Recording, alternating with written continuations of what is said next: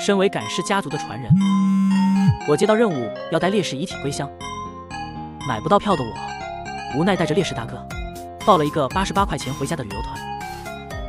可到了地方，导游瞬间换了一副面孔。在座的所有人最低消费8888块，谁不买的小爷我就把谁扔在这儿，我看你们怎么从山里逃出去。可站在一旁迟迟未动的我却丝毫不慌。哟呵，那2个小白脸说你呢？你别给脸不要脸，再不买东西我可就喊人了。可我看看旁边脸色青黑的尸体大哥，和带着白帆花圈慢慢靠拢过来的大哥家属，忍不住笑了，哈哈，谁怕谁还说不定呢。在边境接到牺牲的李大哥后，我犯起了难。原因无他，我们学岳寨还是太偏远了，根本买不到票。就在我顶着刺骨寒风，正愁怎么跟乡里人交代时，手机突然弹出了一条广告：玄岳寨7日游，不要13999，也不要899，只需99即可享受全包式旅游体验。居然只要99块，车费立省1000。说干就干，我当场交了钱。可到了旅游团，导游笑眯眯组织我们一起上大巴，边数人边自我介绍：我是你们这次的导游楚生，大家叫我小楚就好。楚生看起来不太靠谱，穿着邋里邋遢的，一头黄毛配上干瘦的身材，直接就是一副营养不良的样子，嘴里还操着一口不标准的普通话，那双三角眼更是莫名让人感到不舒服。但碍不住他能说会道，各种漂亮话出口，立马把大爷大妈们哄得笑容满面。说让交证件，所有人也都乖乖交了。可交完证件后，我看着楚生嘴角得意的笑容，心里瞬间咯噔一下。救命！我不会被坑了吧？果然，大巴开进大山后，导游楚生身上的痞气就露出来，叼着根烟也不管呛不呛人。小伙子，别在车里抽烟可以吗？老子就抽，怎么着？看不惯啊，看不惯滚下去！我告诉你，这荒郊野外的，就这一辆进山的车，要不想被我扔在这，就给我老实点。楚生前后转变得太快，大姐都傻了，整个人被气得浑身发抖，又不敢真的发作，毕竟楚生说的是真的。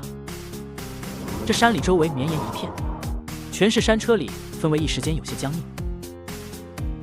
这时候，旁边胖大叔的肚子突然叫了一声：“小楚导游啊，这都中午12点了，什么时候吃午饭？”可楚生只是挑了挑眉，一人扔了包巴掌大的饼干，就没下文。这下所有人都坐不住了。虽然报团的时候上面写着包吃住，但毕竟才99块钱，也就没人指望能吃什么好东西。可起码要让人吃饱了。可一块饼干打发谁呢？饿死了，这点东西够谁吃的？就是吃不饱，下午怎么玩？一点力气都没有。还有没有别的？而且也没个喝的，渴死了。听到有人问，楚生眯着的眼都亮了。紧接着，从身后的箱子里拿出来了一大堆吃的、喝的，甚至还有香喷喷的盒饭。我也饿了，想着买份盒饭吃，但等我看清价格后，直接气笑了。盒饭100，泡面80，矿泉水60，一口气看到最后，最便宜的面包都要31个，这特喵的抢钱呢！其他人自然也看到了价格，也瞬间全都气疯。一车20几个人，除了我，其他游客都是50、60岁的大叔大妈，战斗力十足。卖这么贵，穷疯了吧？你们旅游团信不信我举报你们诈骗？这也太黑心了，摆明了欺负人是吗？当时报名的时候说的那么好听，合着全是骗人的，我还就不信了。你敢把我们饿死，我就不买。楚生冷笑一声，有点不屑。我们是正经旅游团，大家伙不想买就不买，但我丑话可说前头，要是晚上再找我买，那价格可就要翻倍了。提醒一下，咱们玄岳寨之旅一共7天呢，也别跟我提想结束旅行回家的事儿，你们的证件可都在我手上呢。最后一句让想要继续发作的几人瞬间泄了气。没有证件，没有网，在这偏僻的山林子里，一个人留下指不定出什么事。紧接着当场就有不少人动摇，买了面包和矿泉水，再贵的就没人买了。见状，楚生冷笑一声，自己坐在角落开了一个盒饭，饭香飘满了整个车厢，恨得人牙痒痒。我则什么也没买，旁边的李大哥更是不需要。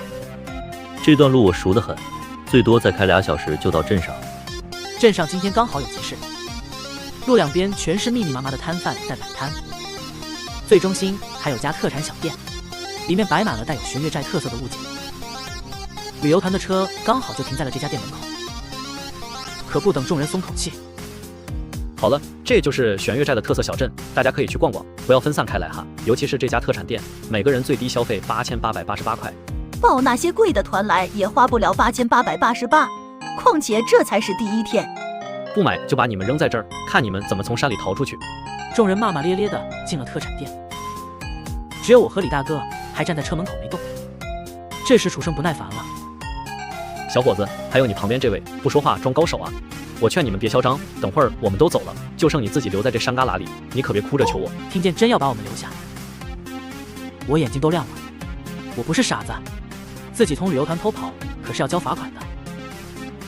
但现在不一样了，这是导游主动想把我扔下的，我怕他改主意，连忙点头。实不相瞒，我一到这儿就觉得特别亲切，像是回到了自己家一样，都舍不得走啊。楚生估计是被我的话惊到了，看我的眼神像在看傻子。不是你脑子坐车坐坏掉了，我告诉你，别想耍花招，我早就跟这边的人打好招呼了，别给脸不要脸，再不买东西我就喊人了。而我看了眼不远处带着花圈白帆，只等着我带回李大哥的村里人。而一旁正在喝茶的正是我们村村长。我们村在玄月寨备受推崇，祖传的赶尸手艺代代传，每次出远门都是为了带在外的游子落叶归根。就玄月寨这个地界，谁不敬我们3分？这次李大哥为国捐躯，村里更是直接派出了我这个年轻一辈的翘楚去带他回家。我不远万里，好不容易带李大哥回来，现在居然在自家地界上被威胁了，我实在忍不了，带着李大哥撒腿就往村里人那跑。大伯、二叔、三姑、四舅，还有村长爷爷，有人要打我啊！事情发生的太快，楚生都懵了。可等他来，我已经跑出去3米远了，以为自己被耍了。楚生烟也不抽了，踩着他的斜坡就开始追我，边追还不忘打电话。秦哥，快点带人来，有个小崽子不买东西还跑了，这让老子面子往哪搁？你多带点人来，小崽子长得挺斯文，抓到他必须整废他。到最后，楚生几乎是吼出来的，嚣张又恶毒。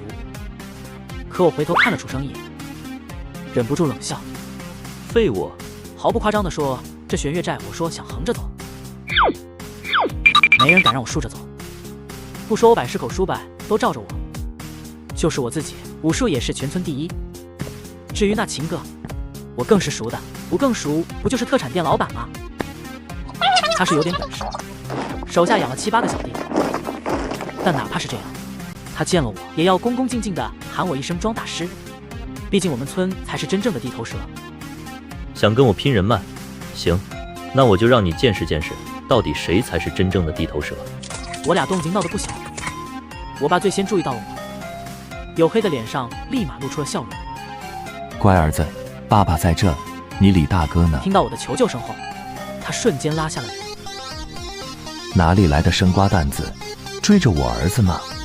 这能忍？于是我爸一把把我们护在身后，楚生没来得及刹住，直接撞我爸身上。我爸一个勤勤恳恳的庄稼汉，常年不是耕地打交道，就是喂养那些牲畜，身材变得格外壮实。看着送上门来的楚生，单手拎着他的脖子就把他扔地下，另一只手迅速抬起来下，狠狠抽了楚生一巴掌。楚生的脸当场就肿了。楚生看了看我爸，又看了看我，愤愤道：小崽子，你敢耍我，等老子兄弟来了，让你们父子一起完蛋。我爸一脸不屑，抬腿就是一脚，只把楚生踹得连声哀嚎，只敢趴在地下恨恨地看着我跟我爸，嘴里却是再说不出一句脏话。这时候人群中突然传来了一道苍老有力的声音：是谁想让庄家父子俩完蛋啊？站出来让我老头子看看，我倒想知道谁敢在我们玄月寨这么嚣张，真当我们村好欺负不成？听到这户犊子的话，我当场就乐了，立马跑到了他旁边，挎着他胳膊：村长爷爷，你可算来了，再不来我可要被欺负死了。你看，就地上躺着的那个男的，就是他放话要收拾我。怕村长身后跟着的村民们不明白发生了什么事。我特地大声的把楚生这个黑导游有多么坑，骗了一车人多少钱，扣着我们的证件逼我们进行大额消费。我们反抗，还扬言要叫人收拾我们的事，仔仔细细的说了一遍。其他闻讯赶来的被坑游客，在听到我说的话后，也开始纷纷附和。村民们赚钱不容易，本来就对骗子深恶痛绝，何况楚生骗的还是他们村，看着长大的孩子，瞬间就怒了，边冲楚生扔烂白菜臭鸡蛋，边骂：你个黑心肝的玩意儿，这种遭天谴的事儿都干得出来，就该把骗子都抓起来。妈的，人渣！幸好这旅游团是到玄月寨了，要是去了别的什么深山老林，这车游客还不完蛋了。不知是谁先生的酒，等我反应过来后，楚生已经被无数只脚踹来踹去，惨叫声吵得人头疼。等特产店的老板禽兽带着人来的时候，楚生已经快被踹晕过去了，整个人又脏又臭，鼻青脸肿的，比要饭的还要惨上2分。楚生看到禽兽就像看到了救星，抱着禽兽的腿就哭了。秦哥，你可算来了！就是那个臭崽子坏了咱们旅游团的规矩不说，还找了一群乡巴佬来打我，你可要帮帮老弟啊，秦哥，我快被这帮刁民打死了。听到楚生这话，所有人的目光都集中到了禽兽身上。禽兽自然也顺着楚生手指的方向看到了我，下一秒就见刚才还一脸凶神恶煞的禽兽，立马换了副讨好的面孔，惊喜道：庄大师。禽兽说完这句话，周围全都安静了，楚生则彻底傻眼了，不可置信的抬头看了眼禽兽，半晌才艰难地吐出一句：靠，你们居然也认识？这话一出，禽兽都头就给了楚生一巴掌。靠什么靠？怎么跟庄大师说话呢？给老子道歉！楚生郁闷坏了，又不得不迫于压力低头跟我道歉。我点了点头，禽兽松了口气，拍了拍楚生的胳膊：赶紧把庄大师的证件和钱都还给他，天天的长点脑子，什么人都敢惹，真是疯了。楚生没了靠山，又在我们地盘上，只得不情不愿地把东西还给我。这下连99都省了。其他游客见了，顿时支愣了起来，纷纷嚷嚷着楚生诈骗，要求退钱还证件。他们也不想留在这黑心旅游团里了。呼声越来越大，眼看就要控制不住。禽兽求助地看向了我，我面无表情地站在原地没说话。禽兽不是傻子，自然懂了我的意思，顿时露出了一丝苦笑，一脸肉疼地冲游客招呼道：大家别急，一个一个来，该退的钱1分不会少大家的，证件也会全部退还，不用担心。说完他就踢了踢腿边的楚生。愣着干嘛？还不快点退给大家！楚生本就浑身是伤，又挨了禽兽一脚，立时疼得龇牙咧嘴的。游客们拿到自己的东西后就散了，禽兽也准备走，我却没打算就此罢休。等等！禽兽听到后，转身的动作顿了顿，有些不情愿的回过头。还有事吗？跟旅游团一块坑人的事儿别干了，丧良心！一听我要砸他买卖，禽兽瞬间就装不下去了。庄必凡，你什么意思？刚才我已经够给你面子了，你知道这一车人我能赚多少钱吗？10几万，10几万我都不要了，你还想怎样？再说了，哼，良心值几个钱？你这话说的也太幼稚了。我幼稚，简直气笑我。本来玄月寨虽然不是热门景点，凭借优美的自然风光和低廉的物价，也吸引了一波游客。可禽兽载游客的旅游团名声逐渐传出，网上的避雷贴不断涌出来，这的客流量直接发生了腰斩。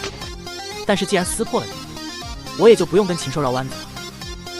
反正我跟你说了，你要是不愿意，那我就报警，再把这事闹到网上。我就不信，事情闹大了还能没人管。你们赚了多少钱，自己心里有数，吃牢饭也够你吃不少年了。至于证据，我们这车被坑的人都有证据，你也别想着能跑。禽兽被我气疯了，浑身颤抖，气急败坏。庄必凡，别给脸不要脸啊！我叫你一声庄大师，你还真自己是大师了。这么赚钱的买卖，说不让我干就不让我干，你算老几啊？我凭什么听你的？仗着身后有一群老头老太撑腰了不起啊！我手下雇的可都是专业的，信不信现在就给你打残了？还有什么赶时？偏偏老年人算了，我可不信这玄乎玩意。说着，回头冲他的打手们招手。给我上，打出事了算我的，老子就不信了。给你们都打趴了，手机都清空了，你还能有证据？没有证据，你去发吧，去告吧，我看有谁信。我跟我爸和村民们对视一眼，都笑了他，笑他愚蠢，更笑他不知死活。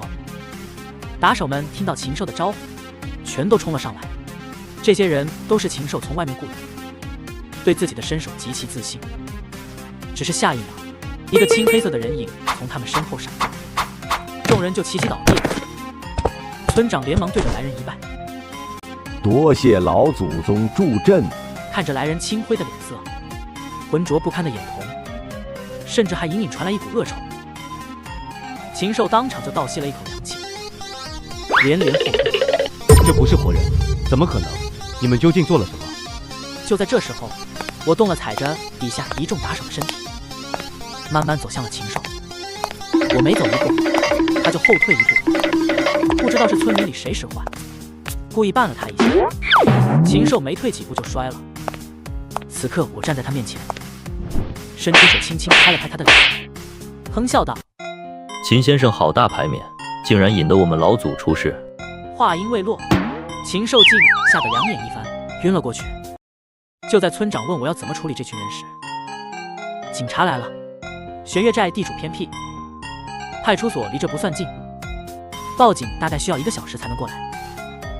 我低头看了眼手表，距离我下车到现在刚好1小时10分钟，也就是楚生刚挨揍的时候，警察就接到报案了。扫视了一圈，最后目光停在角落里一脸心虚的大巴车司机上，发现我在看他。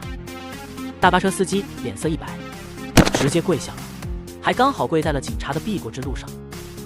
大叔也是有点幽默在身上的，以为是自己吓到他了，忍不住打趣道：小伙子，心理素质不行啊，怎么怕警察怕成这样啊？难不成你是犯罪团伙一份子啊？哈哈哈！此言一出，四周瞬间安静了，全都神色古怪地看着平警官。哎，你别说，你还真别说，跟楚生勾结在一块儿，专门负责给黑心旅行团开车，那不就是团伙吗？冯警官当即看向司机的眼神就凌厉了起来。1个小时前有人报警，说是他同伴快被人打死了，让我们赶快出警。那个打人的不会就是你吧？大巴车司机都快哭了，丧着脸说报警电话是他打的，快被打死的那个人叫楚生，是他朋友。见他说的不像假话，冯警官才莫名其妙地转向了我们。这群人大喊：谁是楚生？楚生不知道是不是被打迟钝了，冯警官叫了好几遍才应。不看不知道，一看吓一跳，楚生被打的是真惨啊，一身青红紫黑，都快看不出人样了。毕竟在场的除了冯警官、司机和打手们，谁没打过楚生？见伤的这么重，冯警官脸色当场就黑了，问他是被谁打的。一时间，所有人的目光都集中到了楚生身上。